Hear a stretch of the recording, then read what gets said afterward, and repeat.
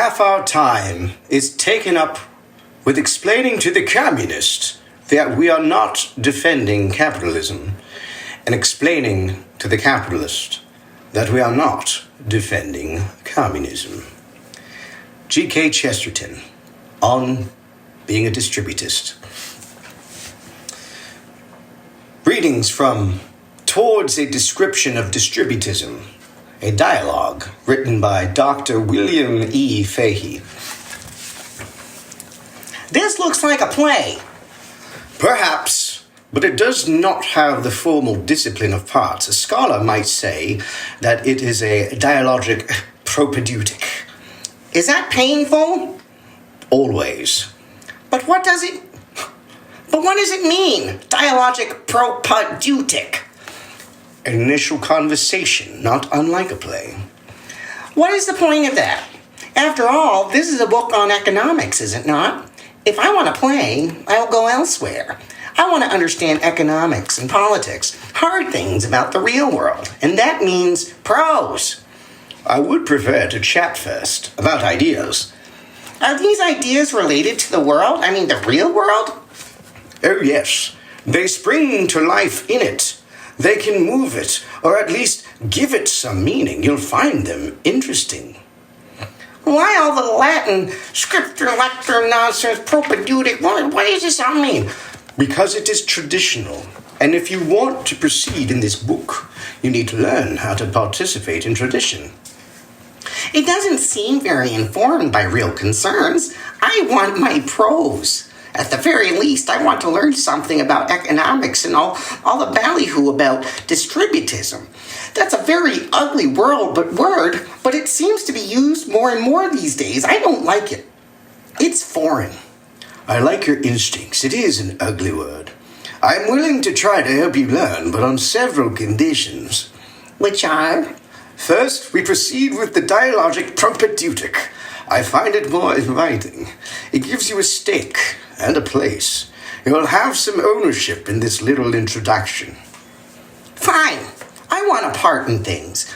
But aren't you the one directing the whole affair? I mean, how is it really mine if I'm not even writing my own part? I'm just a slave to your directions. I'm just reading another fellow's words. Fair enough. But I wouldn't go all that far with always being an absolutely free creator of your own destiny. You'll find yourself in a garden, staring at a tree, with fruit good to eat and a delight to the eyes, and the next thing you know, you'll be sprawling in the dust. Why read anything written by others? Why not just create your own essays? Doesn't learning require a bit of direction more often than not? Quite a bit. Yes, I see. But why the dialogic stuff? Because it allows you to enact things in your imagination. That's not a good place to end, but it's a fair place to start. For a short space, I will offer you as much experience on the matter in such a way that you can turn it all over in your mind and make your own judgment. That seems to respect your freedom and creativity considerably. We chat, and then you act. Fair? We'll see. What were those other conditions?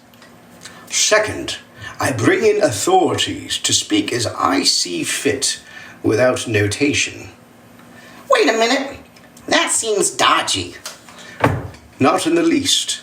I will be upfront on who is speaking directly. After all, I want you to rub up against some seasoned minds, not just my own thoughts.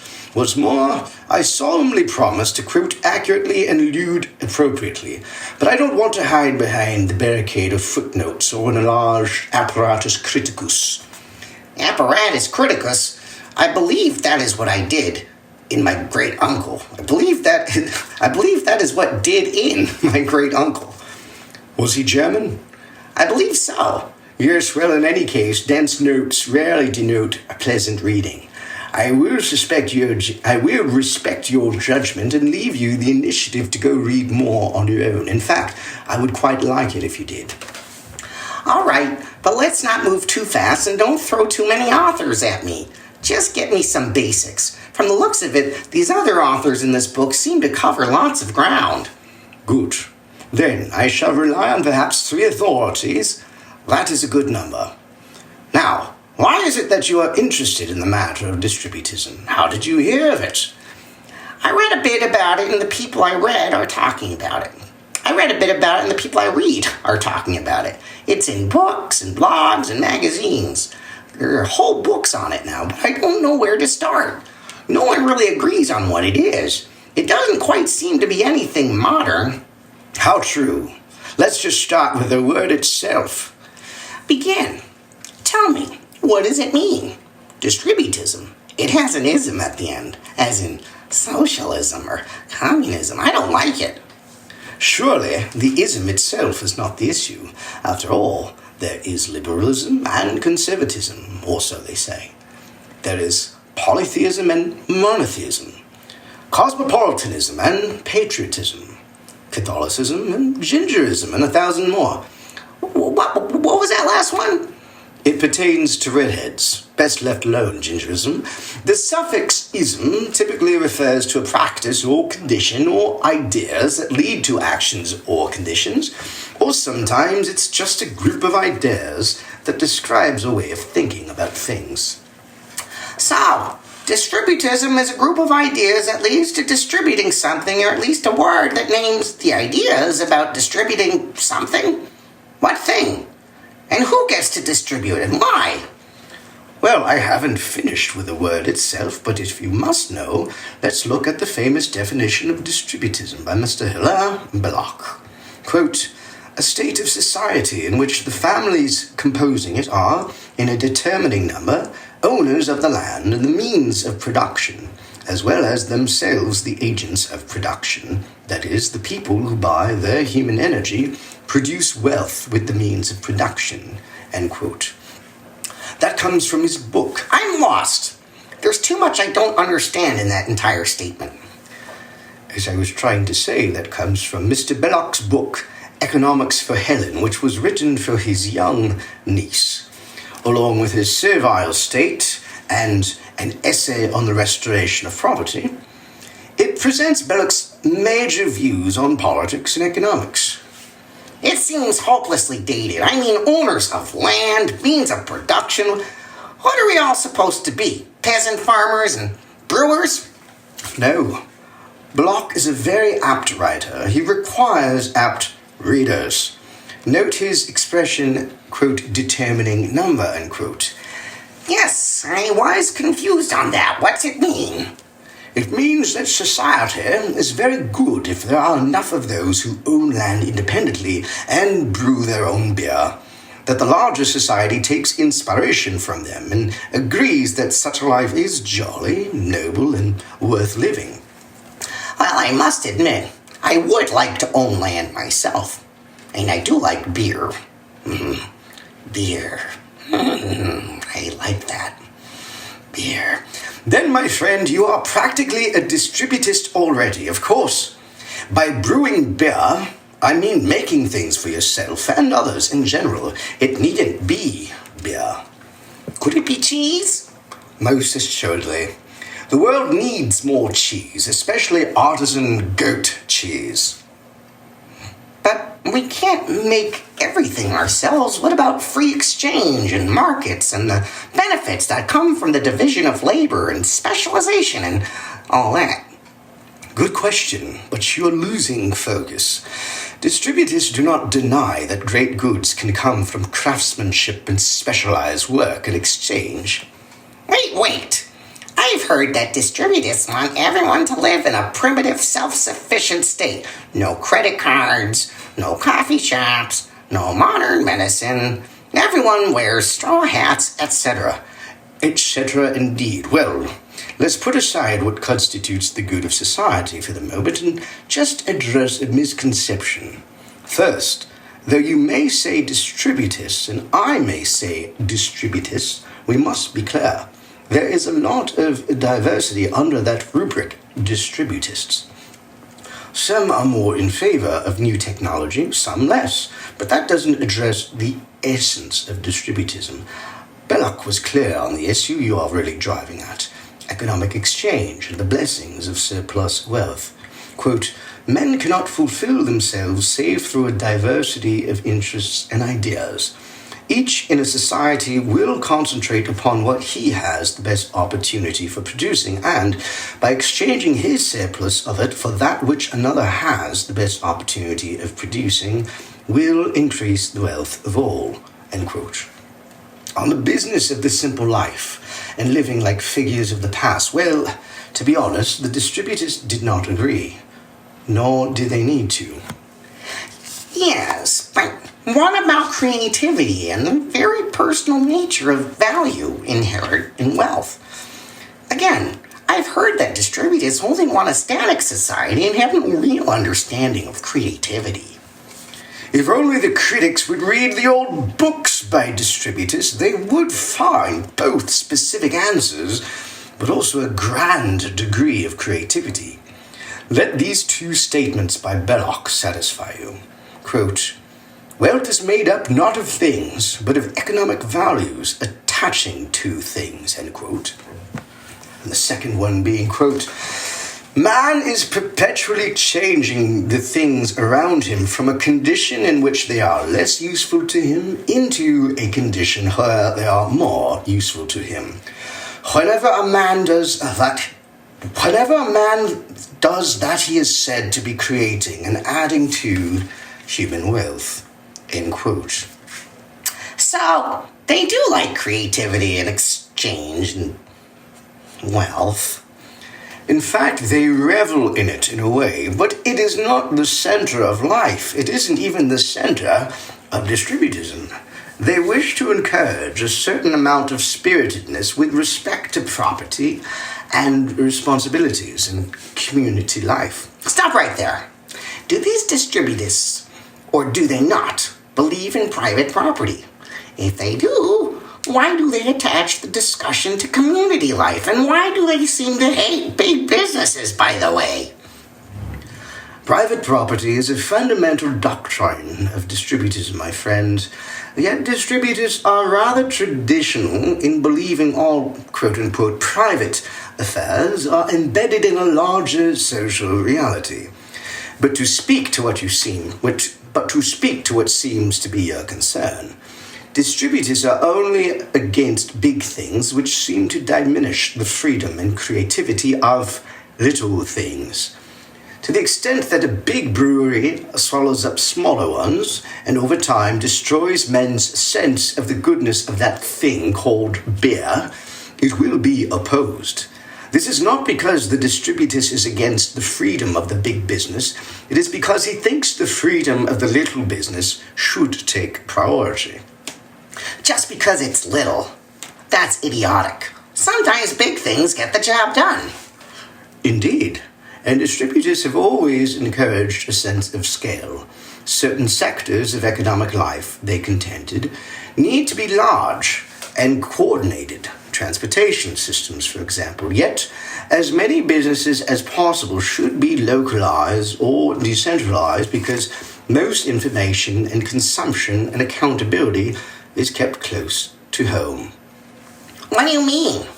Well, first, a negative point. Consider most cases of financial neglect or mismanagement, or for that matter, what is now called environmental disasters. Are these typically little affairs or big? Are they generated through large or small institutions? Do they affect small regions or large, such as large, gigantic, broken windmill farms off the coast of Martha's Vineyard? Big. In every case, big. But individuals are still responsible, big or small.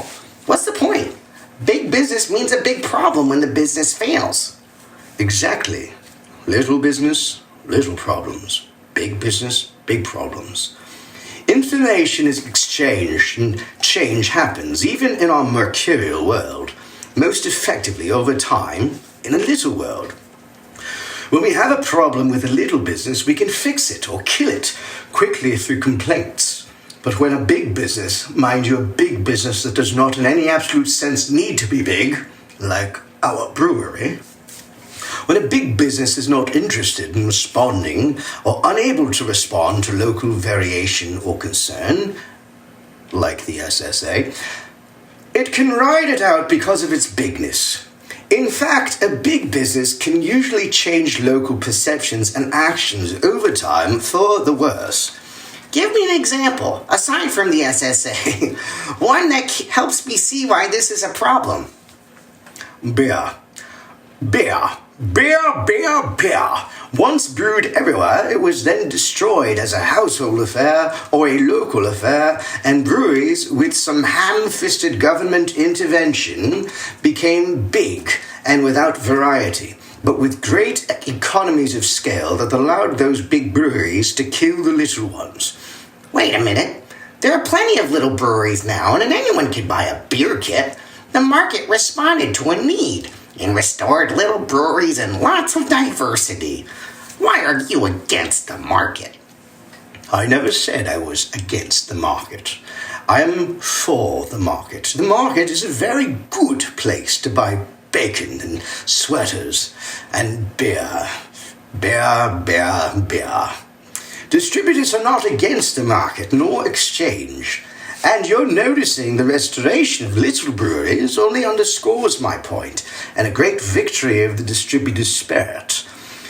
The restoration of small enterprises happily done through the market, but only after the right ideas took hold. The market, in this instance, brought us right back to the more natural level of production and distribution under distributors' champions. It was collusion between government and business that created the industrial bear giants during Prohibition. The distributors, by the way, hated the idea of prohibition. I, too, am against prohibition.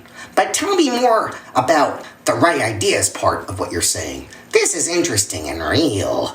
Oh, by the way, I should say, I do, now and again, on a hot day, like to have one of those big beer company beers. My friend, so do I. And as I said, what a distributist is against is really secondary, so long as what he is for is vibrant and shapes the society. A good society for the distributist would be one with many, many little breweries.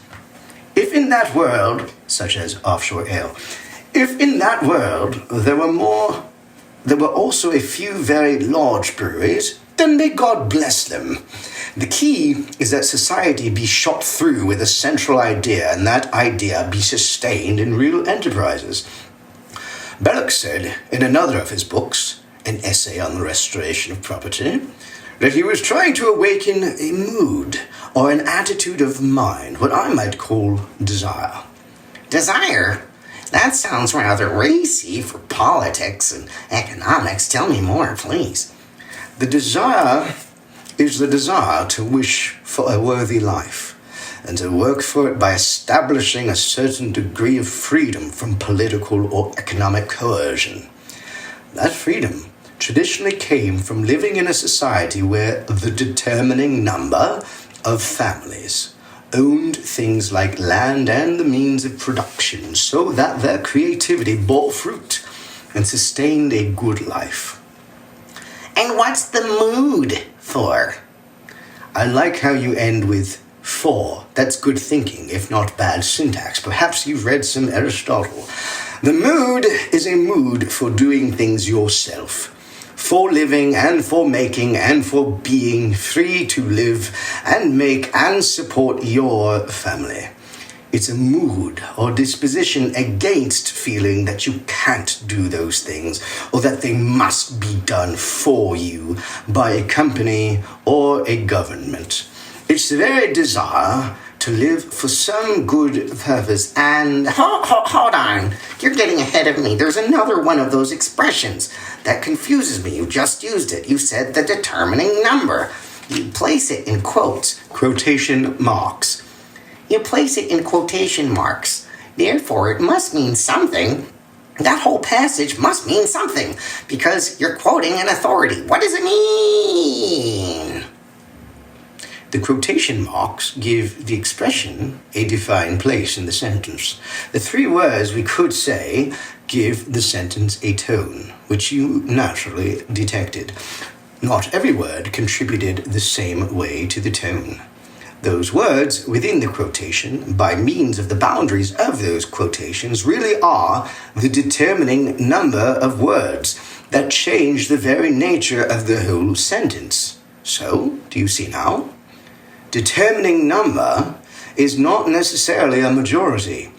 It depends on the context and the strength of the determining body. But a determining number clearly is enough to establish the tone and, in fact, helps enormously to define everything else around it. In a sentence, or even a society. Exactly. Now, as I was saying, distributism has a first part, distribute, which is based on two old Latin roots that essentially mean to arrange with distinct care.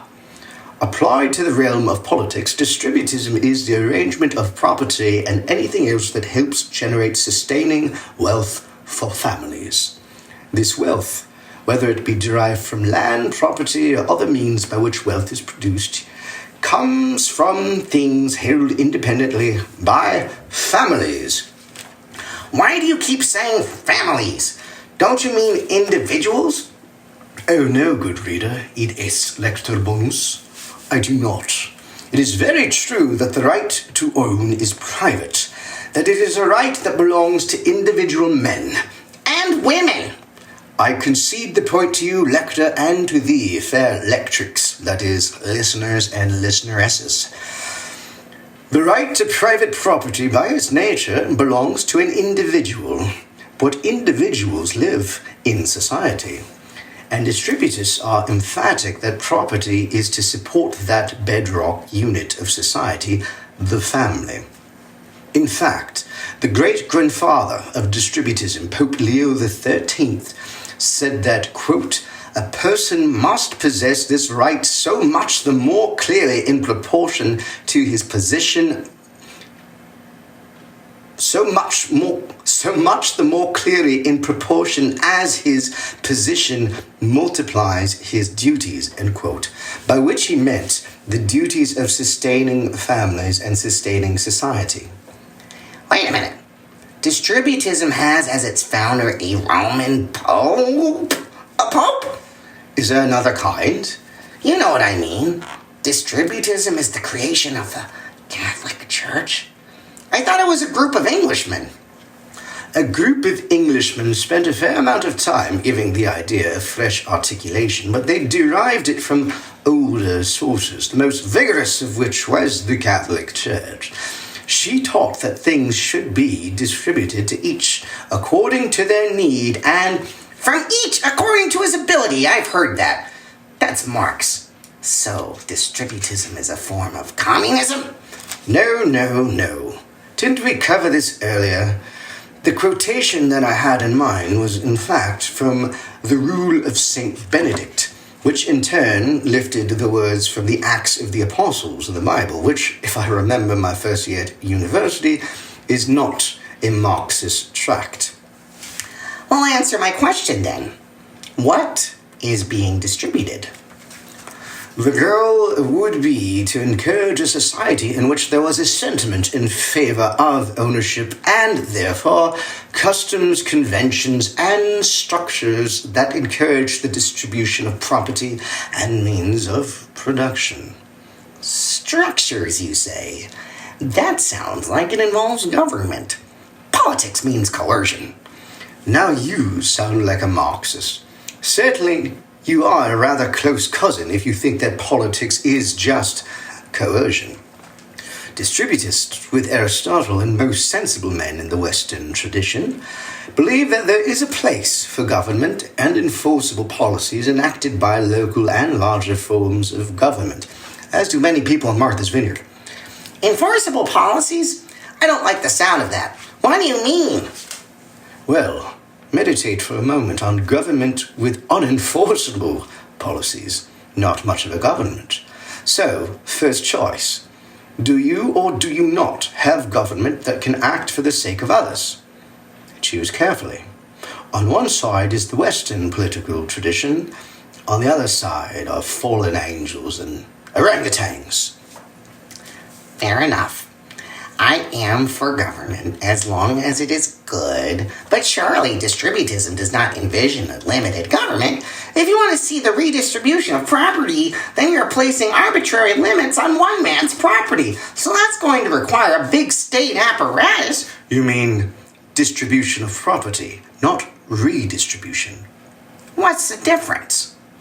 The difference between a distributist and a redistributionist. The difference between a distributist and redistributionist is like the difference between a monogamous and polygamous. I'm sorry, the word was divided by a hyphen from one end of the line to the beginning of another. The difference between a distributist and a redistributional is like the difference between a monogamous and polygamist. Both the monogamous and the polygamous like marriage on the surface. The monogamous wants to see a society that encourages one man with one woman for their mutual benefit and the benefit of their children, in short, for happiness. The polygamist wants a harem, either all at once or sequentially over time, in short, for pleasure. A harem usually leads to some having many and others having few spouses, correct? Yes. Well, the distributist wants to see the conditions for ownership in place and stable. That is what law and custom establish in a distributed society. The redistributionist wants to play a constant game of recalibration, and special interest stockpiling. I will concede that most governments, by the power of taxation, redistribute some wealth or property, but the distributist, in fact, wants to avoid that tinkering as much as possible.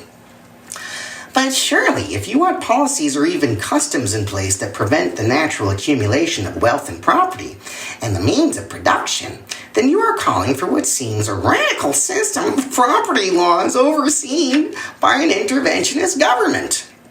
I will come back to your expression, a natural accumulation of wealth, etc., in a moment. First, listen to this catena of Mr. Belloc. What is a catena? Please, just listen to this beautiful chain of thoughts. Quote, I propose no general scheme for restoring freedom and property. The restoration of property must be essentially the product of a new mood, not a scheme, end quote. And the second, restoration of property could never approach mechanical perfection. We are only attempting to change the general tone of society and restore property as a commonly present, not universal institution. And the third, property being a personal and human institution, normal to man, will always be and must be diversified. These are the words of Belloc.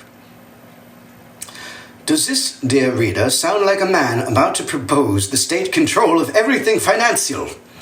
No, but then again, perhaps it would happen anyway. After all, how does it happen except with state intervention?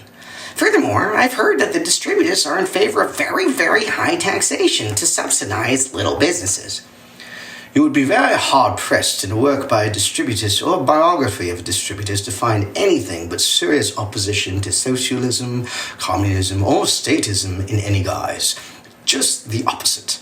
In fact, Belloc, when he was a member of Parliament, earned fame for his opposition to the introduction of socialism.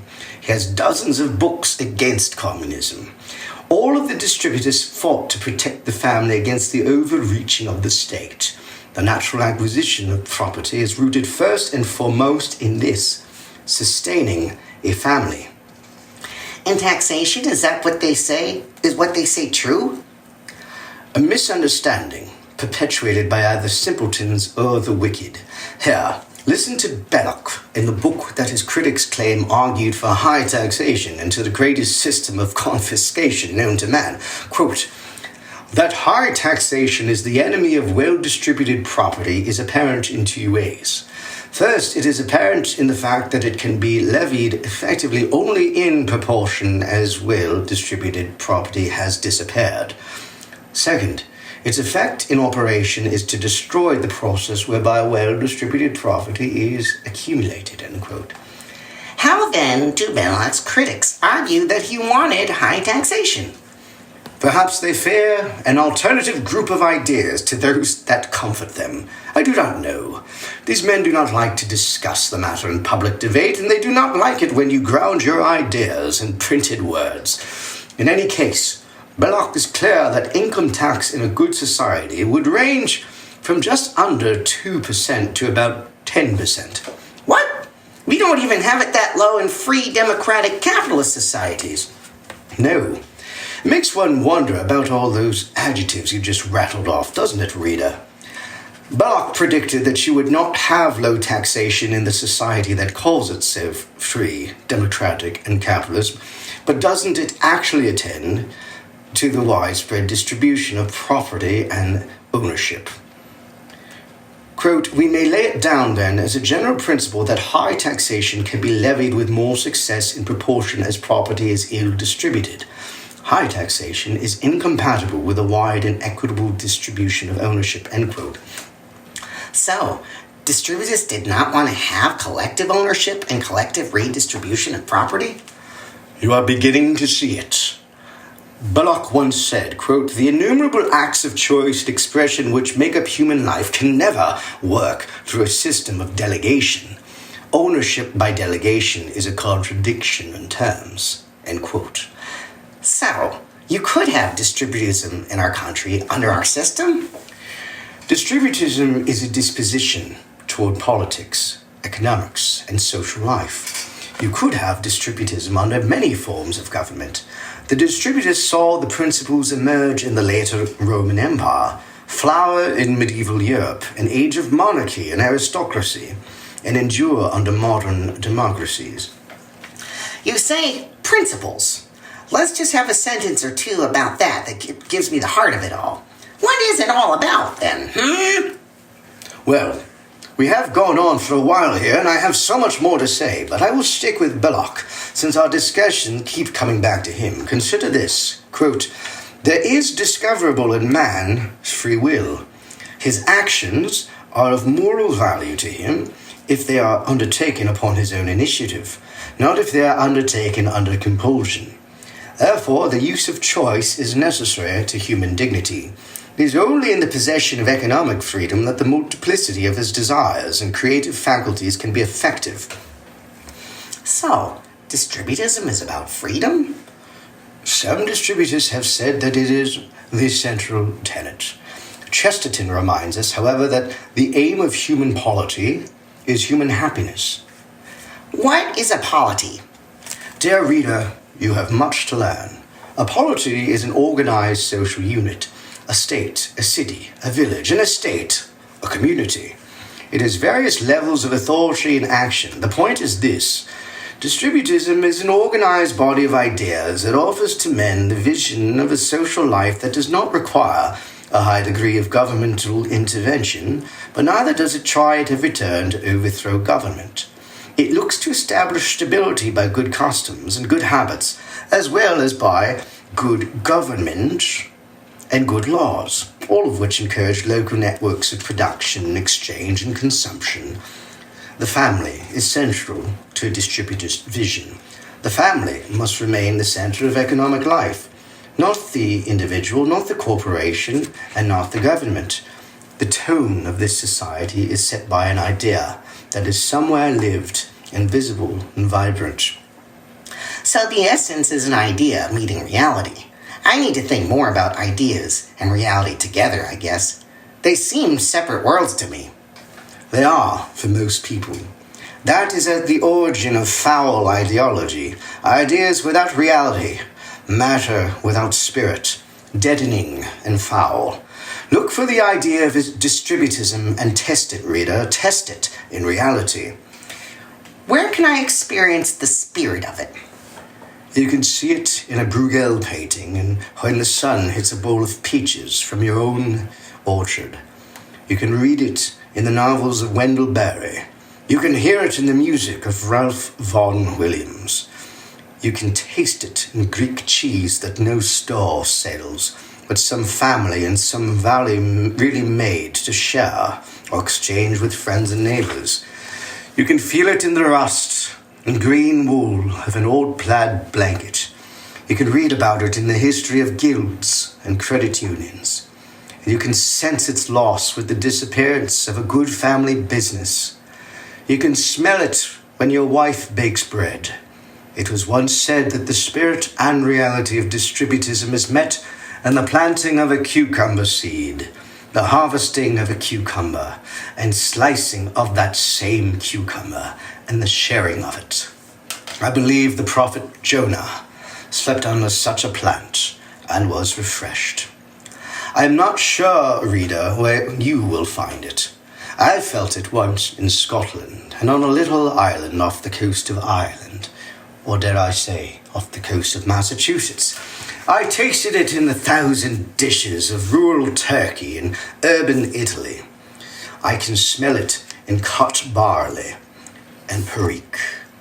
I lived with it once by a river in Virginia, and I hear its approach through fallen leaves on the old hills of New England. I know that it can be found, but you must desire it first, just where you are. Listen on, dear listener, listen on.